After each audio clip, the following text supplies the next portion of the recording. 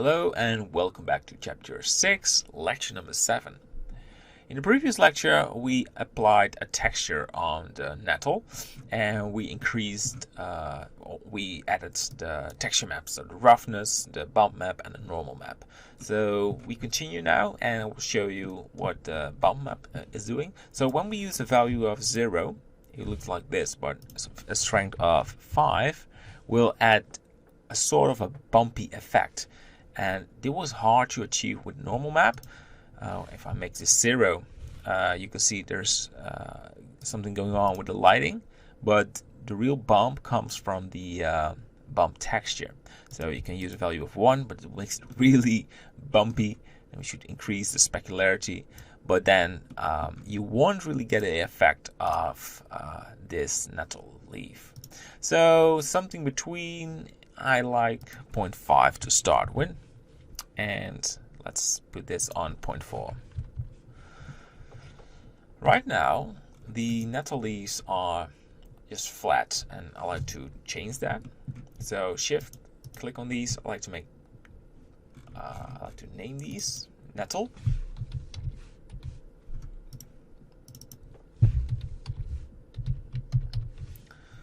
And nettle tree. Great. So let's take a look at our collection. There's a nettle, so we need to move these. Right mouse click, move to collection. We want to go to nettle. Very important that you organize this. So I want to duplicate these so we have a backup if we messed up with these. So we put them online, and I want to see the origin, so go to modeling. Go to the top view, you can see the origin is right there. We're putting it on the stem. Same for that one, and for this one. Pretty good. So the next step is I want to add a sort of I want to add depth on the stem. So I disable these and I press G, Z and move them down.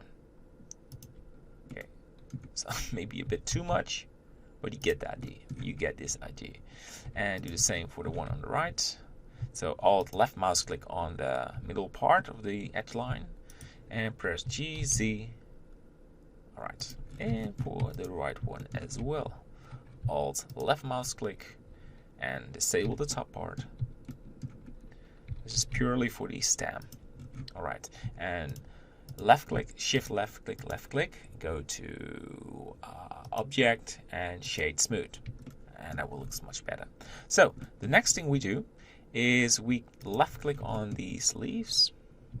We have one smaller one. What we'll do is doing everything in once. Press G, press O for proportional editing. We need to make this bigger. So I like to do something like this. So it has a nice curvy shape. So we compare this with the reference image. You can see it looks curved.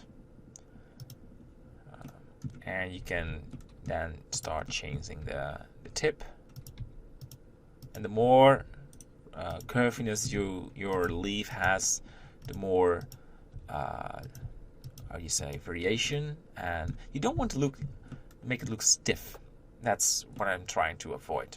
So you can now start changing the some areas on the left and right, just something like this. I mean, stiffness is the most horrible thing what can happen with nature assets.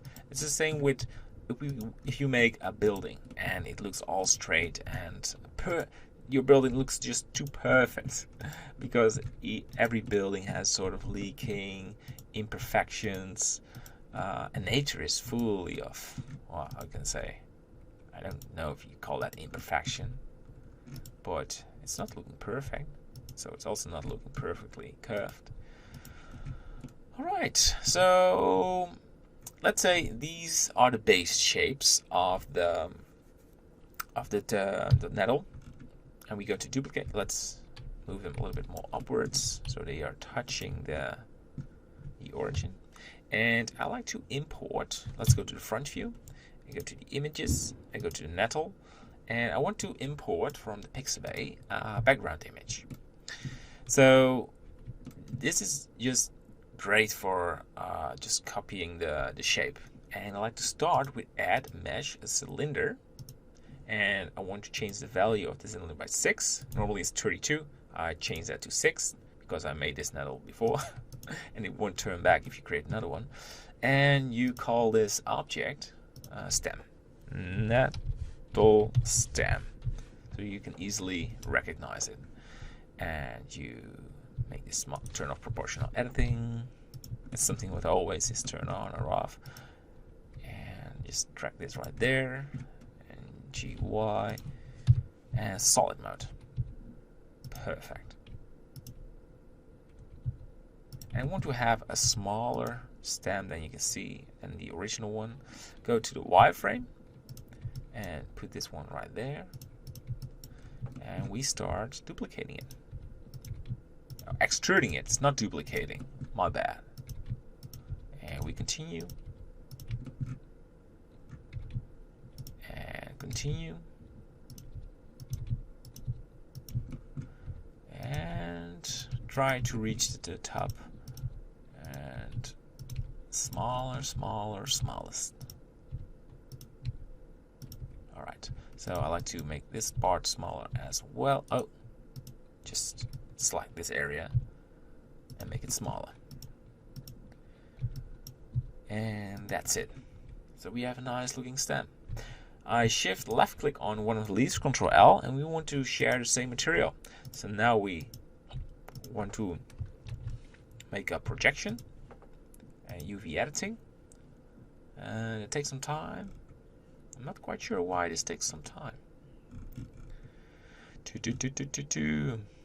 It seems like it's loading the full scene. Only the texture. Alright, the material. And you can see we have a stem. So let's start with this, and then we go to wireframe and just select the bottom part. And do something like this. And it's absolutely no problem that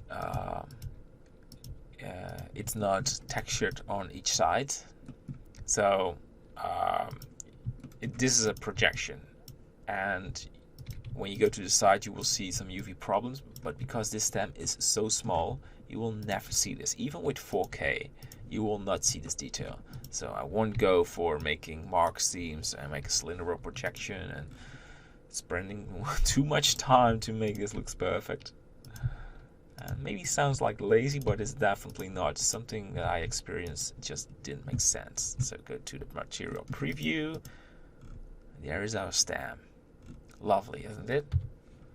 So what is left is copy our leaves and attaching it on the stem.